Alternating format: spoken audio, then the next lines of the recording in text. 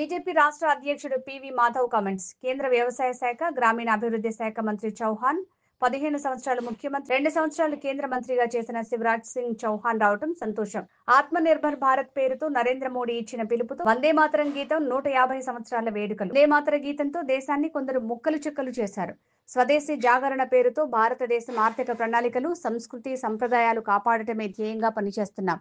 భారత టెక్నాలజీలో ప్రపంచవ్యాప్తంగా సంచలనం సృష్టించిన ఘనత సాధించిన దేశం. మహిళలకు దేశవ్యాప్తంగా ఎన్నో పథకాలు అందించే దిశగా బీజేపీ ప్రధానమంత్రి మోడీ ఆధ్వర్యంలో దూసుకుపోతోంది.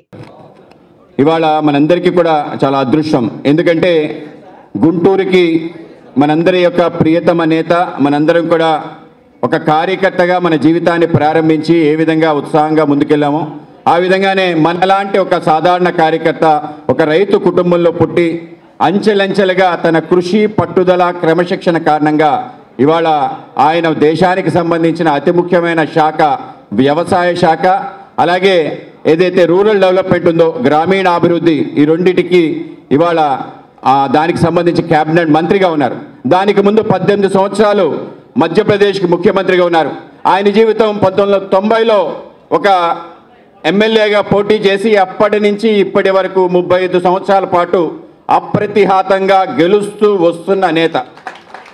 మొన్న జరిగిన 2024 మే విదిశా నుంచి ఆయన ఎంపీకి పోటీ చేస్తే ఆయనకు వచ్చిన మెజార్టీ 8,14,000.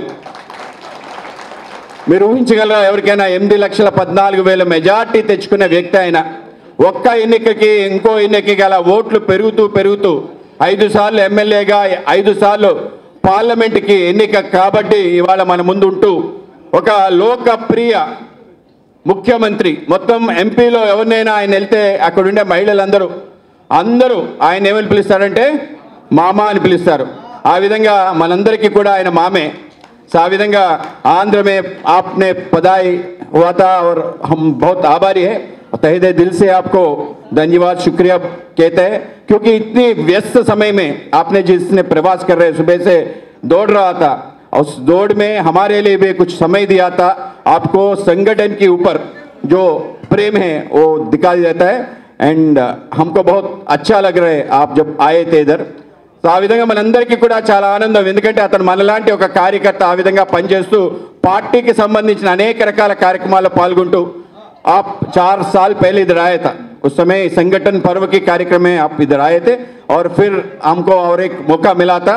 आज हम हमारी जो आत्मनिर्भर भारत का अभियान कर रहे हैं उसकी कार्यक्रम और हमारी जो वंदे मातरम का 150 ईयर्स दोनों मिला के आप आज इस कार्यक्रम में पधार रहे. हमने इसकी आत्मनिर्भरता की बहुत अच्छा कार्यक्रम आंध्र प्रदेश में किया था.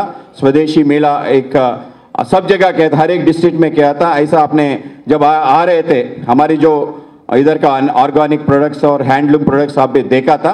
तो वैसे మనం ఆత్మనిర్భర్ భారత్ సంబంధించిన ఏ ఆలోచనతో అయితే ముందుకెళ్తున్నాం దాని యొక్క ప్రదర్శన కూడా మనం చూడటం జరిగింది. ఇవాళ ఆత్మనిర్భర్ భారత్ స్వదేశీ సంబంధించిన ఆలోచనతో మనం ముందుకు ఏ విధంగా వెళ్ళాలి అనే ఆలోచన మన ప్రియతమ ప్రధాని నరేంద్ర మోడీ గారు మనందరికీ కూడా పిలుపిచ్చారు. ఏ విధంగా దేశం స్వయం సమృద్ధి భారత్గా తయారవ్వాలి, తన కాళ్లపైన తను నిలబడి ముందుకు ఏ విధంగా వెళ్ళాలి అని ఆ స్ఫూర్తి కూడా మనకి ఇందాక పాడిన వందే మాతరంతో వస్తుంది.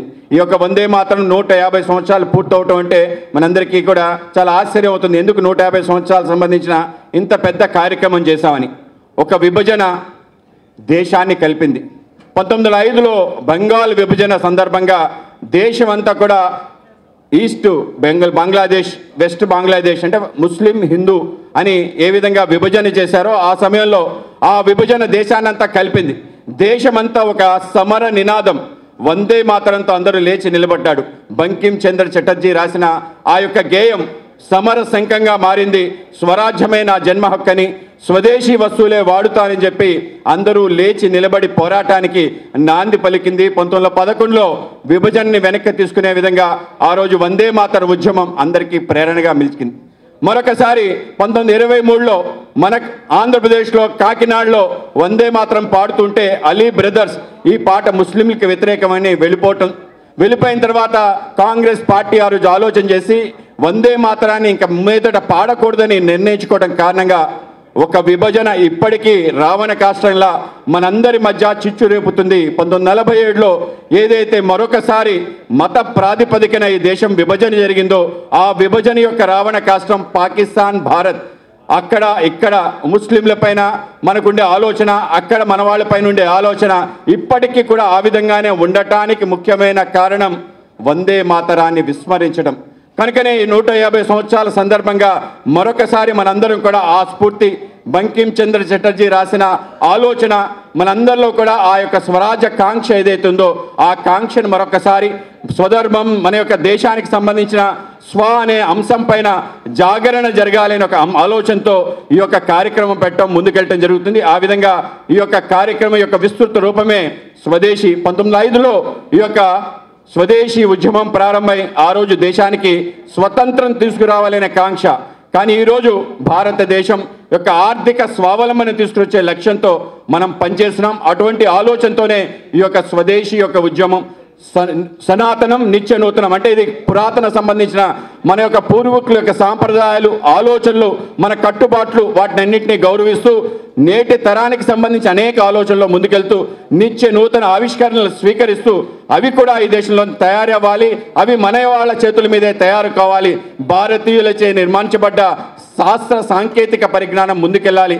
అటువంటి ఆలోచనతోనే మన ప్రియతమ ప్రధాని నరేంద్ర మోడీ గారు దేశాన్ని ముందుకు తీసుకెళ్తూ అన్నిటిలో కూడా స్వావలంబన దిశగా మన 4G మన యొక్క ప్రియతమ మన యొక్క గుంటూరు ఎంపీ గారు, మన యొక్క మంత్రిగా, కేంద్ర మంత్రిగా ఉన్న టెలికాం సంబంధించి, అలాగే గ్రామీణాభివృద్ధి ఉన్న పెమ్మసాని చంద్రశేఖర్ గారి ఆధ్వర్యంలో స్వదేశీ 4G టెక్నాలజీ యొక్క ఆవిష్కరణ చేయడం జరిగింది.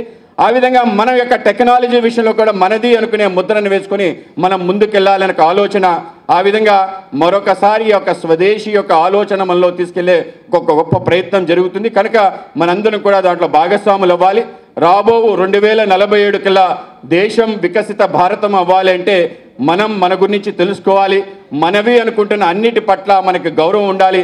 వాటిని మనం ఆ విధంగా ముందుకు తీసుకెళ్లే ప్రయత్నం ఈ తరం చెయ్యాలి అనే ఆలోచనతోనే ఈ కార్యక్రమం పెట్టడం జరిగింది. మనందరి యొక్క అదృష్టం ఏంటంటే అటువంటి ఆలోచన సరళతో ముందుకెళ్తున్న ఒక వ్యక్తి కింద స్థాయి నుంచి ఆ విధంగా పార్టీలో వివిధ బాధ్యతల్ని స్వీకరించి మండల సంబంధించిన అధ్యక్షుడి దగ్గర నుంచి ఆ రాష్ట్ర అధ్యక్షుడి నుంచి ఆ విధంగా జాతీయ స్థాయిలో భారతీయ జనతా యువ మోర్చా యొక్క అధ్యక్షుడిగా పనిచేసి ఎమ్మెల్యేగా ఉంటూ ముఖ్యమంత్రిగా ఆయన చేసిన అనేక రకాల పనులు మనందరూ ఆశ్చర్యపోతాం. ఇవాళ అన్ని రాష్ట్ర ప్రభుత్వాలు అమలు చేస్తున్న సంక్షేమ కార్యక్రమాల యొక్క నాంది ఆయన ద్వారా వచ్చిందంటే ఆశ్చర్యపోనక్కర్లేదు. లాడ్లీ లక్ష్మి, లాడ్లీ బెహనా లాంటి కార్యక్రమాలు ఏవైతుందో ప్రతి అమ్మాయిని అక్కడి చేసుకొని ఆడవాళ్ళకి సంబంధించిన ఈ స్కీమ్ అంటే పరుగున ఏ స్కీమ్ పెట్టడం. ఇంకేమైనా స్కీమ్ ఉందా దాన్ని చూద్దాం. అంగన్వాడీలో సంబంధించిన ఏవైతే మనం ఫోలిక్ యాసిడ్ సంబంధించి, ఫార్టిఫైడ్ రైస్ సంబంధించి ఆలోచన చేస్తున్నాం అవన్నీ కూడా ఆయన 2008లోనే ఎంపీగా అక్కడ చేయటం జరిగింది. ఆ విధంగా ముందుకు తీసుకెళ్లిన నేత. ఆ విధంగా మధ్యప్రదేశ్ని ఒక పక్క సంక్షేమం, ఇంకో పక్క ఆర్థికంగా వనరులు సమకూర్చి సమతుల్యంగా మధ్యప్రదేశ్ బీమారు రాష్ట్రం అనేవాళ్ళు, అంటే అది చాలా కష్టంలో ఉండే రాష్ట్రం, ఆర్థికంగా దానికి వ్యాధి వచ్చింది, జ్వరం వచ్చిన రాష్ట్రంగా ఉండేది. అటువంటి బీమారు యొక్క రాష్ట్రాన్ని ఇవాళ ప్రగతి పదాన్ని తీసుకెళ్లి అందరికీ ఆదర్శంగా నిలిపిన నేత ఇవాళ శివరాజ్ సింగ్ చౌహాన్ గారు మనకి ఆత్మనిర్భర్ భారత్ అభియాన్లో భాగంగా మనతో మాట్లాడడానికి వచ్చారు. ఇది మనందరి అదృష్టంగా తెలుస్తూ ఆయన్ని ప్రసంగించాల్సిందిగా కోరుతున్నాను.